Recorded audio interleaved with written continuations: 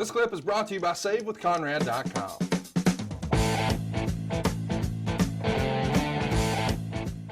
Backstage, we see Vince flexing his muscles before Shane McMahon interrupts. Shane asks if he's ready to take out Shawn Michaels. And Vince reminds him, hey, it's a tag match against Shawn and God. And Vince tells Shane to leave God to him during the match. And Vince grabs Shane's water bottle, spills some on the floor, and then proceeds to walk on water. Vince then reenacts Jesus' multiplication of the bread and the fish. Shane discovered that his water had been turned into wine, and Shane looked at Vince as if he had lost his mind. Boy, howdy. This is, not good, but Vince loved it. It's entertainment. It is parody. This is entertainment. This is parody, and it's okay for movies and all that to do it, but not do it here.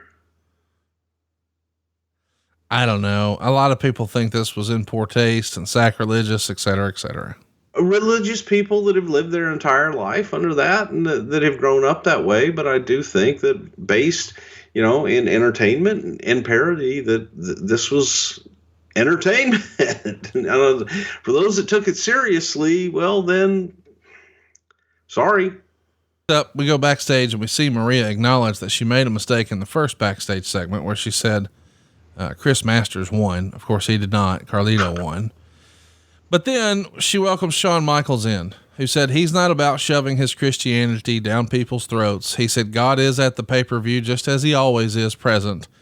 And Shawn said it's time to call the spade a spade and label the match a handicap match. And Shawn says he's going to bring the McMahons to their knees and maybe force Vince to cry out to God.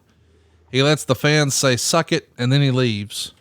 This is the era where he's still a part of DX and he wants to do the suck it thing, but he's not going to say it. So he'll tease it and sort of point to the audience, and the audience finishes it. Was this a challenging bit for Shawn to get on board with? I don't know. I think that it was a bit of a sell, but I think that Shawn got it. Shawn got the fact that this was a parody and that, no matter how you get your message out sometimes, I think from Shawn's point of view, that it's a good thing for him to get his message out and for him to talk about the change in his Christianity beliefs. So I think that Shawn looked at it as a positive for him. And also saw that, the other side of it, the parody and the entertainment. Where did you land on it? I mean, were you trying to sell Shawn on it? Does Vince sell Shawn on it? I'm just wondering how that conversation happens and you start to say, come on, it's entertainment, pal, all that stuff. I don't think it ever got to that point. Okay. I don't think that it ever got to the point of Shawn saying, oh man, I don't want to do this or anything like that. It was kind of like, okay, let me think about it. And then I get it. Shawn's a smart guy. Let's talk about some other news and notes here. Meltzer would say, or Wade would say rather, we went Wade Keller this week over at the Torch, pwtorch.com.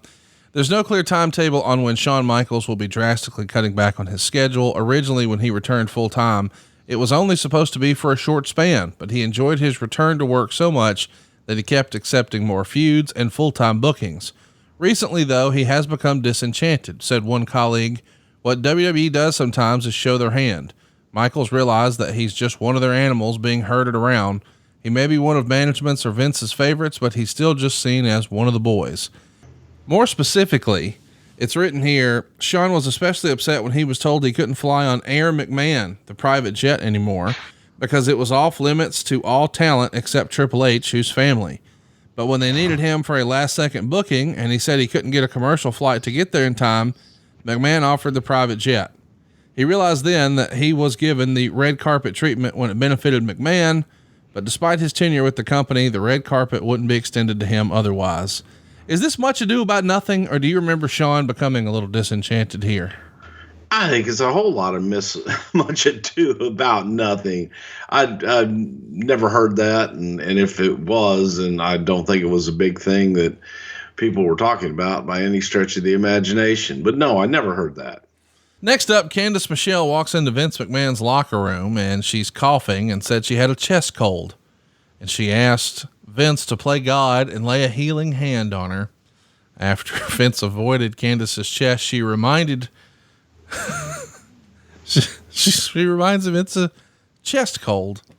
So he says, heal this woman's voluptuous breasts.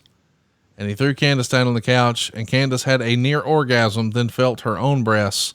Shane grabbed Vince and told him their match was next. What the hell was that? Jim Ross asked. And then a healing. Then JR said, Vince has lost it. This skit backstage, my goodness. What can you tell us about this? It was a miracle. Once again, having fun and being able to channel a little bit of inner brother love. And sometimes you must lay hands upon and touch for the healing forces to flow through the human body into another human body so that for the touch can heal upon them from within. I'm going to do an entire podcast on just like that. Please don't. I'm going to. The next match. Hey, it's Conrad Thompson. Thanks for checking out the podcast here on YouTube. Be sure to hit the subscribe button and the notifications bell so you get a notice anytime we upload some new content. And go save yourself some money right now. If you're in a 30-year loan or you have credit card debt, it's not a matter of if I can save you money. It's a matter of how much. Find out right now for free at SaveWithConrad.com.